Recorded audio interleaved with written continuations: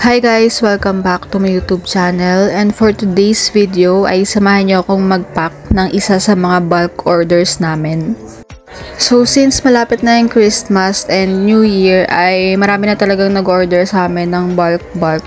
So minsan may times na sobrang daming order namin sa isang araw and talagang kinukulangan kami ng oras sa morning kasi meron kaming preferred time na dapat nag-send na kami ng order sa mga customers, pero may time na nalilate kami dahil nga ang daming ginagawang order. So naisip ko na mag-advance packing na lang or mag-pack a day before para at least mabawasan yung gagawin namin sa araw na yon, para 'di ba at least ready na.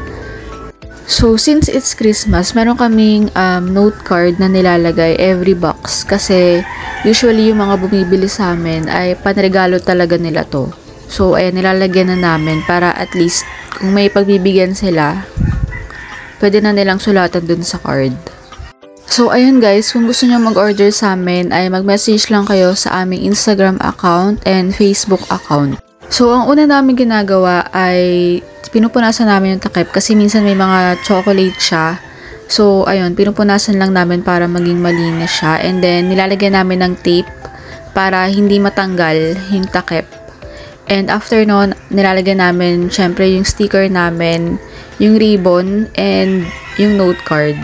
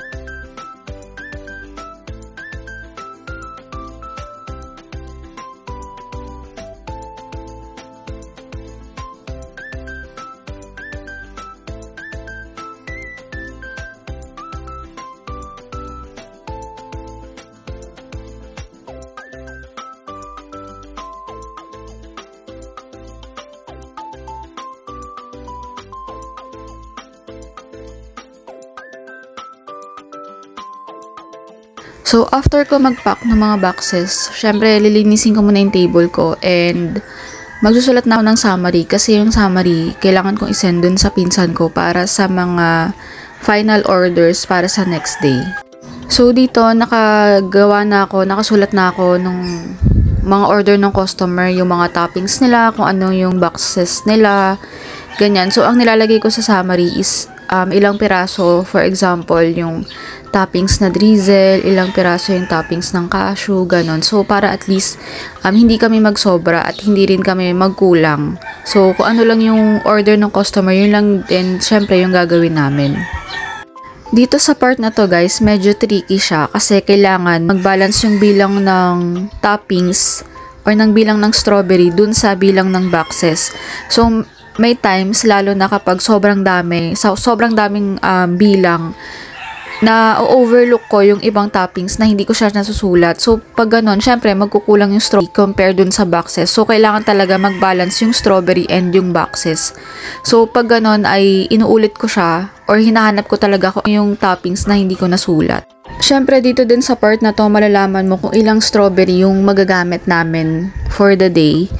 And kung ilang cookies din, ilang boxes ng cookies yung magagamit namin for a day para kinabukasan, pag nag-accept kami ng iba pang orders, ay alam na kung hanggang ilang boxes lang yung pwede naming mabenta pa.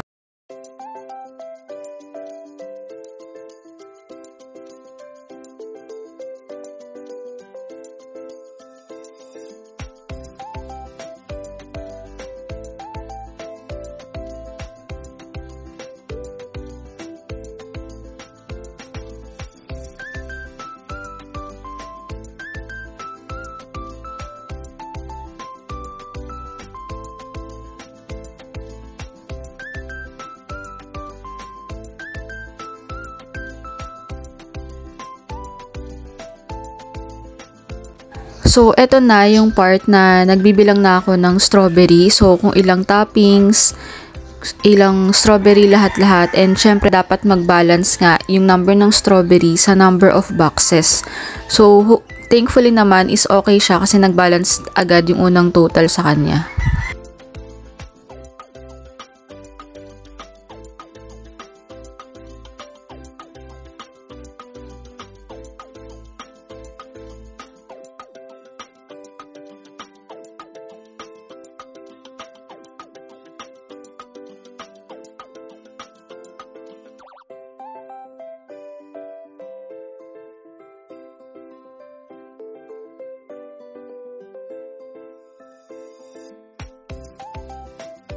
So, after ko gumawa ng summary, ay kinuha ko yung etong mga note cards namin. Kasi note card na to is para to sa bulk order na gagawin namin the next day kasi giveaway siya sa kasal. So, nag-order si ma'am ng 60 piece na box of 3 na strawberry. So, binubutasan ko na siya kasi gagamitin namin itong note card dun sa order niya. So, itong note card na to is ay customized ni ma'am. So, siya yung nagbigay sa amin ng note card na ipiprint namin. So, ito yung lalagay na sa mga order niya bukas. So, nire-ready ko lang siya para at least hindi na kami magbubutas pa bukas.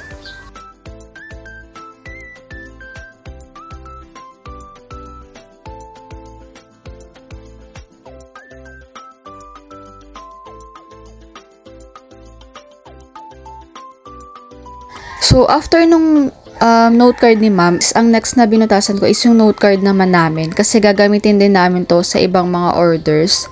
And mas gusto ko talaga na ahead of time siya ginagawa kasi alam mo yun, para kinabukasan makabawas sa oras kasi kahit sabihin mong ganyan lang yan is medyo time consuming din siya sa dami ng note card na kailangan mong butasan. So ayun, at least pag gagamitin namin is isusuksok na lang siya sa ribbon.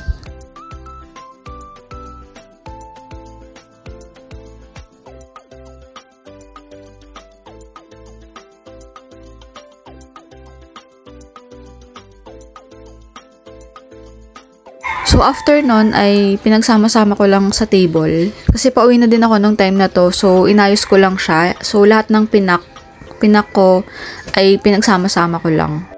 So, ito na guys, yung itsura ng aming packaging. So, ito yung note card namin for this holiday season. And again, kung gusto niyo pong mag-order, mag-message lang po kayo sa aming Facebook and Instagram page.